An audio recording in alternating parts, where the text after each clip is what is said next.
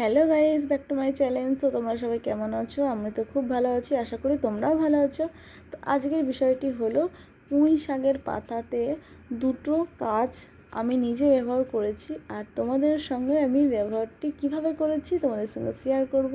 তো আজকে আমি যে কোনো দুটো কাজ তোমাদের বলছি যেটা আমি শেয়ার করেছি আর ভালো রেজাল্ট পেয়েছি তোমাদের সঙ্গে, সেটাই আমি শেয়ার করব।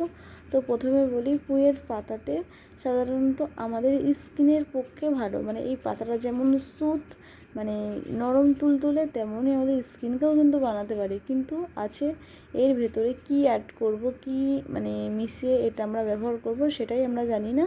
আর এই পাতাটা সত্যি ভালো, এটা শাক হিসাবে খাওয়াও আমাদের ব্রেনের পক্ষে ভালো, আর এবং স্কিনের ব্যবহার আমরা ঠিকঠাক জানি না।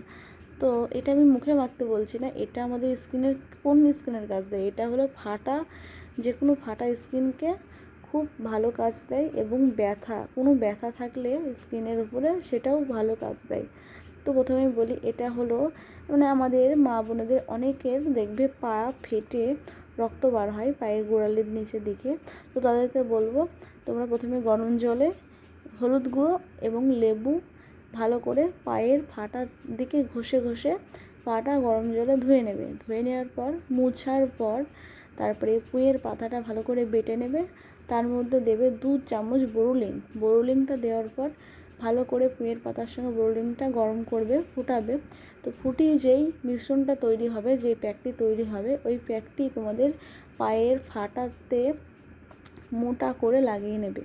লাগিয়ে নেওয়ার পর পাতলা পলিথিন দিয়ে পাটাকে ভেতরে পাটা ভরে নিয়ে পাটা বেঁধে নিয়ে শুয়ে পড়বেন সারা রাত। তো সারা রাত শুয়ে পড়ার পর ঘুম থেকে ওঠার পর আবার একই গরম জলে লেবু দিয়ে পাটা ঘষে ঘষে ধোবেন।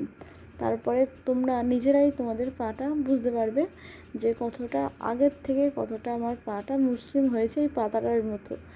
হ্যাঁ, তো এটা কন্টিনিউ 7 দিন ব্যবহার করতে হবে, তাহলে রেজাল্টটা ভালোভাবে বুঝতে পারবে। আর একটি হলো যে আমাদের নখে কুনি হয়, পায়ের নখে বলো হাতের নখে বলো, কুনি হয়, ফুলে যায়, পুঁজ হয়, আর প্রচণ্ড ব্যথা হয়।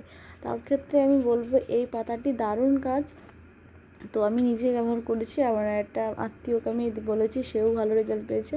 তো এই পাতাটা একই কাজ, পাতাটা ভালো করে থেতো করে নেবে। থেতো করার পর এতে দিতে হবে 1 চামচ গুঁড়ো হলুদ দেওয়ার পর ভালো করে ফুটিয়ে নেবে।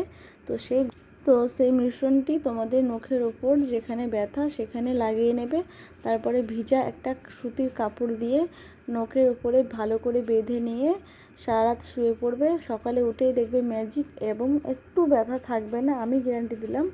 তো সকালে উঠেই দেখবে নখের ব্যথাটা একদম ভালো হয়ে গেছে। তো আশা করি ভিডিওটি সবাই বুঝতে পেরেছো। ধন্যবাদ।